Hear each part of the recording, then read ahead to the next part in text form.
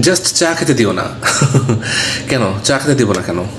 চা কফিতে কত ভালো আড্ডা হয়, মানুষ চেনা যায়, মন খুলে কথা বলা যায়, ভালো একটা সম্পর্ক তৈরি হয় এবং সুন্দর সময় কাটে। ওয়েল, এই কথাগুলো তাহলে কেন বলছি যে চা খেতে দিও না? দিব না কাকে? কেন দিব না? ওয়েল, ভনিতা বাদ দিয়ে এবার প্রসঙ্গে আসি। সেটা হচ্ছে পরশুদিন আমি একটা কোট পড়লাম একটা বইতে। ফ্যান্টাস্টিক বইটা, কবে যে শেষ করব।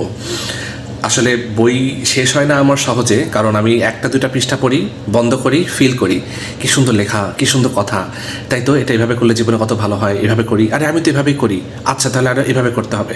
এত কিছু চিন্তা করি যে আমার আর বই পড়া শেষ হয় না। বাট আমি খুবই এনজয় করি, প্রতিটা ওয়ার্ড, প্রতিটা সেন্টেন্স খুব ফিল দিয়ে পড়ি, প্র্যাকটিক্যাল সিচুয়েশন মেলানোর চেষ্টা করি। আচ্ছা আচ্ছা ঠিক আছে, আমার গুণগান আমি পরে গাই। তো যেটা বলছিলাম যে চা খেতে দিও না, এই কথাটা পড়লাম যে কোটেশনটা আমার খুব ভালো লাগলো যে your mind is the gate and you are the gate keeper.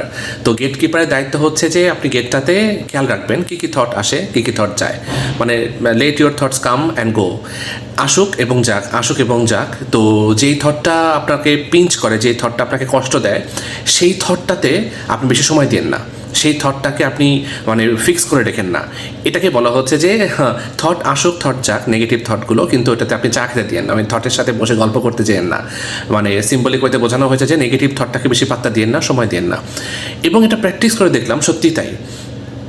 আপনার যদি এভাবে চিন্তা করেন যে আমার থট আসবে, থট যাবে, এবং আমি থটগুলোকে নিয়ে খুব একটা বেশি সময় দিব না, তাহলে দেখা যাবে কি নেগেটিভ থট কয়েক সেকেন্ড পর পাত্তা না পেয়ে চলে যাচ্ছে। অ্যাটেনশন দেওয়া বা না দেওয়া, কোনো থটকে লিঙ্গার করা বা না করা, কোনো থটকে সিরিয়াস বানানো বা না বানানো আমাদের উপর ডিপেন্ড করে।